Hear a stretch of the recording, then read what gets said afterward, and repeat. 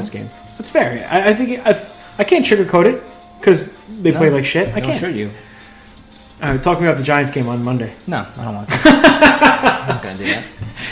Okay, I'll talk. I'll ask you. No, I don't. No. I just buried the Cowboys for 4 minutes. That was your choice. Well, okay. Are we going to see the Giants go 500 this year? I don't know. I don't think they're going to win this week, if that's what you're asking. But I think they're going to beat the Eagles. You think they're going to beat the Eagles this week?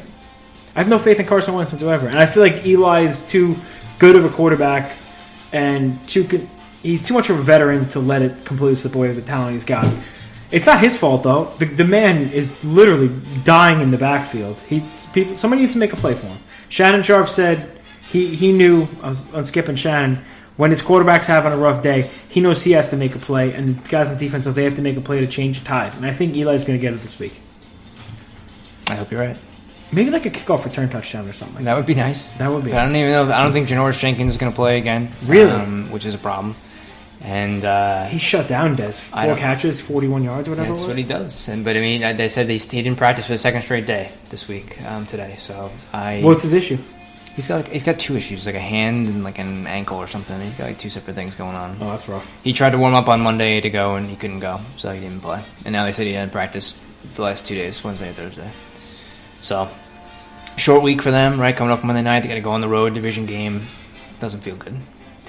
But these are the kind of games that Eli wins, though. The ones he's supposed to lose. Yeah, that's how it used to be. But yeah, you know how it is year to year with these guys. So everything changes. Speaking of, still talking about injuries, the Cowboys lost 3 cornerbacks in one game. That's a new record.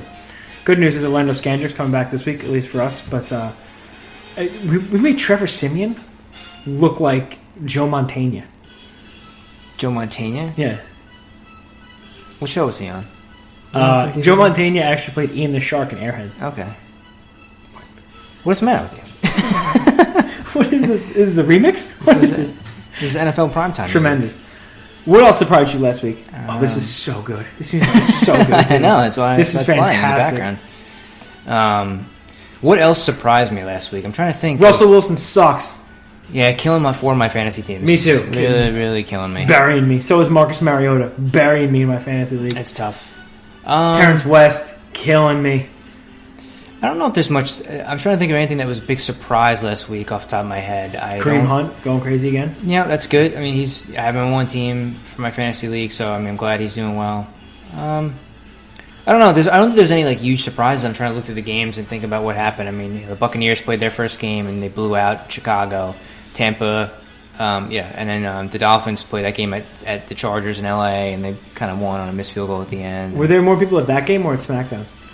I don't know. That's tough. It's a small stadium that they're playing in, too. And there was nobody there. Yeah, I mean, the Falcons beat up on the Packers pretty good on Sunday night. I guess I didn't really see that coming. I thought it would have been more of a close game. Murked, huh? But I think, I think most, other than that, I think the other thing that was kind of a big storyline was how bad the Bengals offense has become to the point where they fired their offensive coordinator after 2 games. And the Buffalo Bills did that last year, and that worked out pretty well for them, I think. I have AJ Green, so it's not going to work out for anybody. No. And the Colts, Jacoby Brissett, almost looked decent. Yeah. Except threw an interception the first play of overtime. You can't do that. Protect the ball, man. Can't do it.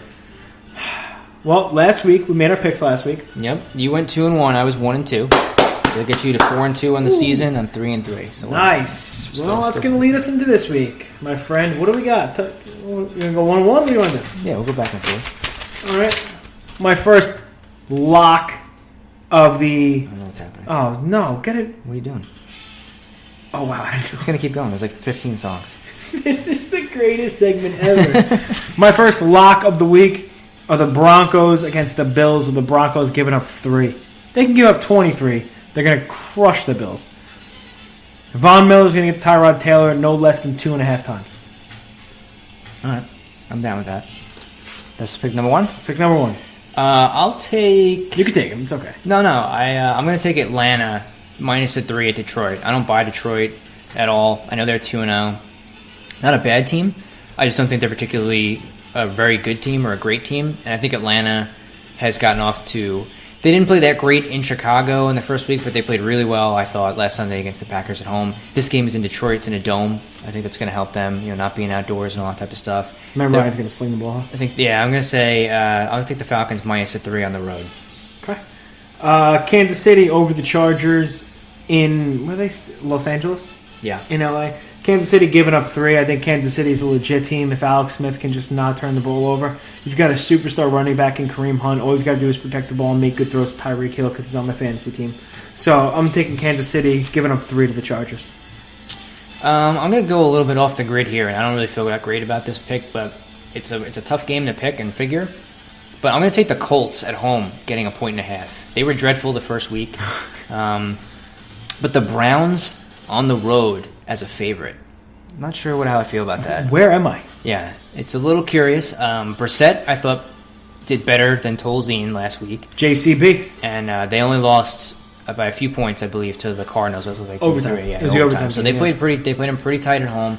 I think that with Brissett there, they got a little bit more mobility and diversity on offense. He's got a better arm, too. He's going to get the ball to Moncrief and T.Y. Hilton. Yeah, I'm going to expect that this game's going to be at least close, and I'll take the Colts as a home underdog, getting 1.5. I think they win 5-2 this week. That's works for me. And last but not least, I'm taking the Saints, giving up the Saints and 6, to Carolina. That's a lot of points to be giving Drew Brees. I don't know if he's going to need. Actually, I think they might win this game straight up. They're in Carolina, I believe, right? They are in Carolina. Yeah, they're in Carolina. I don't think it's really going to matter. Drew Brees has so many weapons. He's not going to have to throw the ball 40 times a game. He's got Mark Ingram and he's got Adrian Peterson, but forget Adrian Peterson. He's got Mark Ingram, who's consistent if nothing else. Just give him the ball, throw it on the backfield, and make smart plays, and they should handle the Carolina Panthers. I'm torn on this last pick. I'm not sure exactly where to go. I've got 2 choices in my head. I know which one you're thinking. Can I guess? You can guess. You thinking Seahawks? No. Oh. I was going to go... I was thinking about maybe taking New England, but that's a lot of points. 13 at What is home. it, 14? 13 points at home. Yeah, I'm going to go with the Cowboys, I feel like, this week. Arizona kind of stinks. They're at home. I feel like they're struggling. No David Johnson. I know Dallas kind of got the taken to the woodshed last week, but Arizona's defense is not anywhere near as good as Denver's. I don't think Arizona has a lot of weapons on offense. They almost lost in Indianapolis last week. And Dallas is not a bad team by any means. Thanks, man. And I think they're not a 13-3 or 14-2 team like they were last year, but I think that they are solid enough to get a win on the road. And I think, giving up only 3 points, I would like to think that it'll be like a bit of a revenge week for Zeke. That's what I think, too. Yeah, the Cardinals are, like you said, they don't have the best defense. So I'm going to go with the Cowboys -3 on the road. Nice, man. We're making some progress here. This has quickly become my favorite segment, by the way. If nothing for the opening, I think it was tremendous. I'm going to turn off the primetime music now. Oh, that was my... That's it. Segment's over. Could we just keep talking about football? We can. Might as well. Let's just forget the wrestling show and just do football picks. Wrestling show. What are you talking about? Listen... Big things are coming mediocre things are coming in the future. Couple of things gonna be changing. We're gonna have some new segments next week.